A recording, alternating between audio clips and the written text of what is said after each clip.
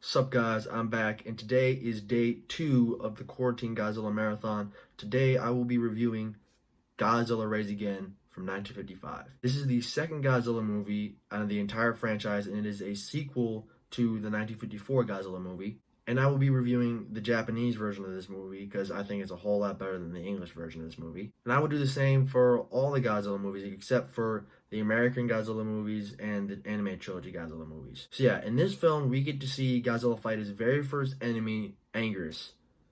So yeah, let's get started. Well, actually, before that, I have to show you guys a really funny blooper from my last video where my dog interrupted my video. So yeah, here's the blooper right here. It was like, well, actually, Ogata wanted to tell. One. God. Now let's get started with this review.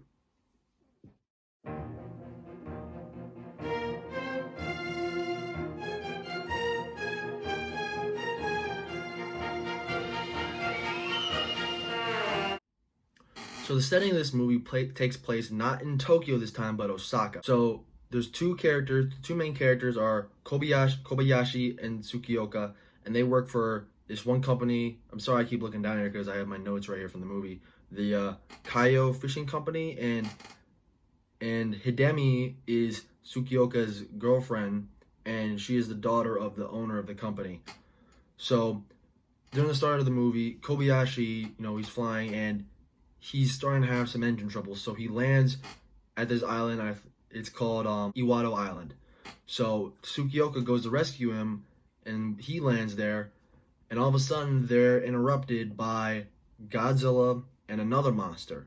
And they're duking it out, and they fall in the water, and that's their chance to get out of there. So when they get to base, when they get to Japan, to Osaka, they start to find out, what the monster is, what monster was actually fighting Godzilla. And they're looking through some books, and they see it's called Anguirus. It's a species of Ankylosaurus that lived around the time, that Godzilla used to live. So what they do actually is they bring back Dr. Yamane. And this is a sequel to, like I said, this is a sequel to, the original one, Godzilla, Gojira. And, they say that, actually Dr. Yamane brought, some footage from Tokyo of Godzilla's destruction. And he concluded that, Godzilla was killed from a weapon called the Oxygen Destroyer, but the creator, Dr. Serizawa, took his own life. This is a completely different Godzilla from the first one. This isn't like Godzilla was reborn, he survived the attack. No, this is a completely different Godzilla from that movie. So what they plan to do is they plan to black out the entire city.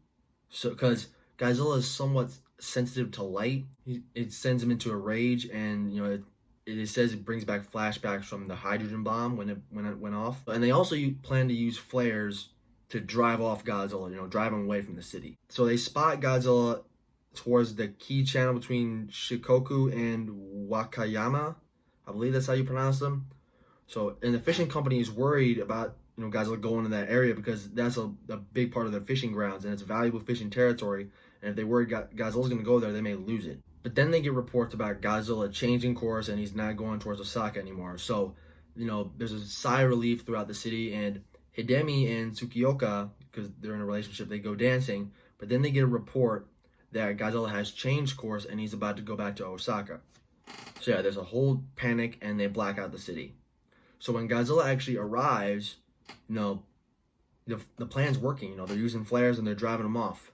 But then there's a police truck carrying a bunch of criminals, and the criminals escape. And they steal a truck, a different truck, and they're trying to get away from the cops, and they crash, and they start a huge fire in the city. So the huge fire actually lures Godzilla to the city, which is a big problem. So then, after Godzilla's starting to destroy the city, Anguirus pops up, and they're duking it out. And, a bunch of weapons aren't working, the city's absolutely being decimated. And one of the most iconic scenes in Godzilla movie history pops up. Godzilla, pushes Anguirus through a pagoda, a temple, and Godzilla wins the fight. Godzilla kills Anguirus, but the city is absolutely decimated. So I think a couple of months goes by, and they're repairing the stuff, but the fishing company moves to Hokkaido, and Tsukioka meets up with a bunch of friends, that he used to know. He starts to catch up with a bunch of his friends. and they're having a party, and they find out that Kobayashi has a love interest, and they're trying to find out who it is, and he's not giving any answers. Then they get news about one of their fishing vessels getting sunk, and they go to conclusion that it is Godzilla. So while Tsukioka is surveilling, trying to find Godzilla, Kobayashi walks in and talks to Hidemi, says, what do girls want? What do girls want? So after Hidemi tells Kobayashi what girls want, they get a message from Tsukioka saying that Godzilla is heading towards Kamiko Island. So, but in the scramble, Kobayashi leaves his wallet, because he's scrambling to get out there. So Hidemi, after Kobayashi leaves, Hidemi looks in his wallet and she sees a picture of her.